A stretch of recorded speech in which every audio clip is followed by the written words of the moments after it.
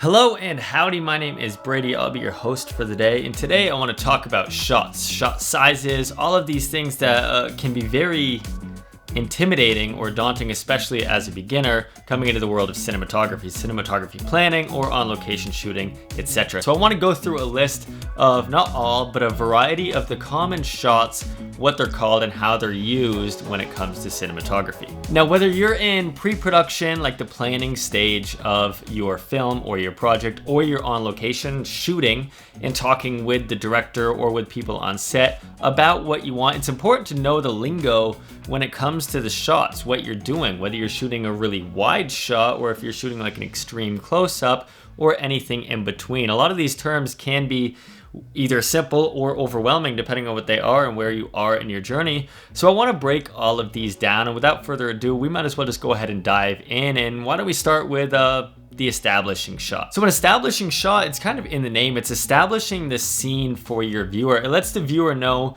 where we are. Are we in the desert? Are we in a diner? It fills the viewer in on, the environment that they're going to be living in this scene. And it also lets them know who is in the scene, what characters are they going to be looking out for. It can tell you the time of day and all of the details that you won't really see if we're in like a close-up shot. So now moving in just a little bit, we're going to talk about a wide shot, and a wide shot can sometimes be confused with an establishing shot, or it can be the establishing shot. But essentially a wide is going to be there for your scene to cut out and see the entire scene play out. So you're seeing the characters, you may see who's entering the scene or leaving the scene, or body language and reactions throughout the scene. It's really going to give the viewer an idea to watch everything happen all in one frame. Essentially, it's almost like this fly on the wall perspective, as if I'm in the room in the corner just watching everything play out. So it's not going to be as wide and broad as the establishing scene, but you're still going to be able to see the entire environment, the scale of your subjects relative to the scene,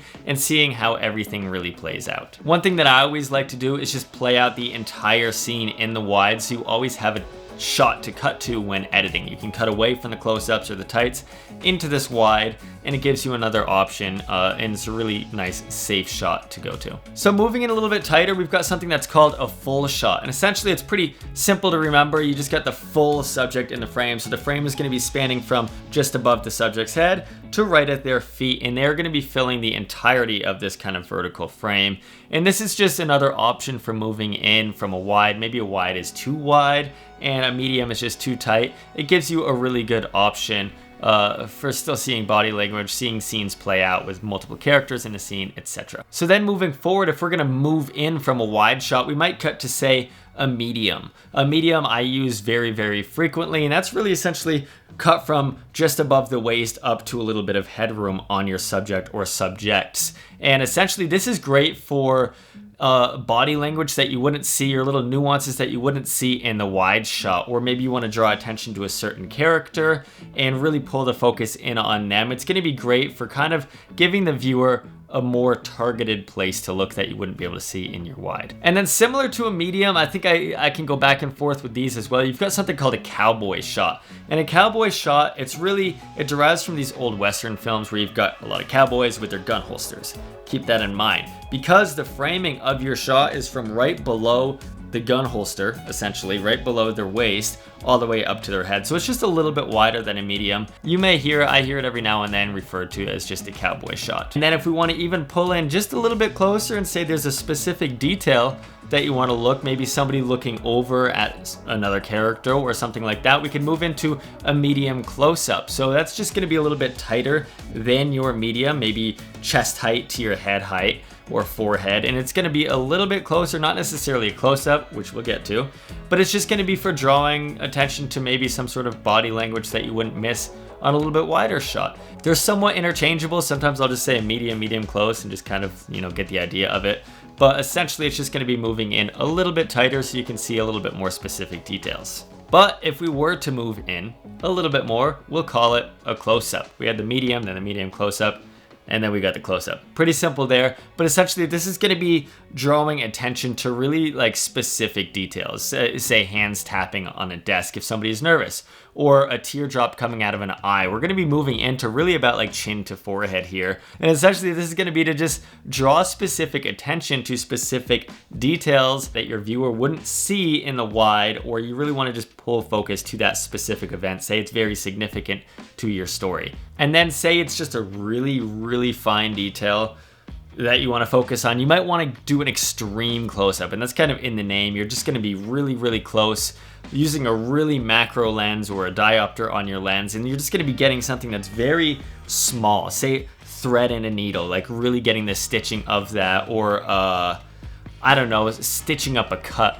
Something very, very close that you really want to have all of the focus on this very, very small event, whatever is happening. And that's just going to be as close as you can get, and say it's a very significant part of the story, and you really want to draw attention to that. So we've got a lot of these shot sizes down. We've got the extreme wide or the establishing, you've got the wide, the medium, the cowboy, the full. A lot of these shot sizes are very important to just be able to translate what your vision is to, say, the director or whoever you're really speaking with, as far as your framing goes, as far as your composition goes. But then there's a few more. I wanted to throw these in because I used them a lot. A few more shots, framings, I guess we could call them. I'm blanking on the name. Something that I didn't know for the longest time, we'll start with, is a two shot. I was like, what's a two shot? And essentially it's just with two subjects in the frame.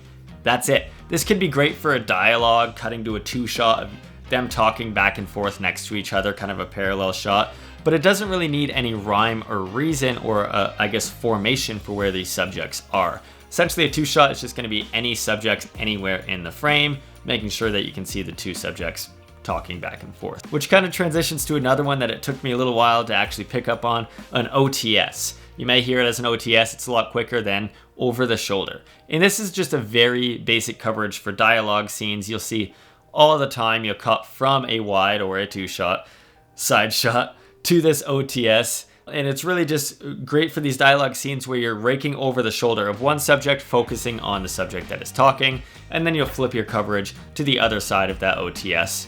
And this is, you see this all the time in TV, movies, commercials, and everything. So knowing the term OTS, it gets thrown around a lot. That's very, very important. And then another one, you may have heard this one more frequently just in, day-to-day life, a POV shot or a point of view shot. And essentially this is great for putting the viewer in the shoes of the character. It's going to be from the perspective of their eyes. So wherever the subject is looking, the camera would be looking.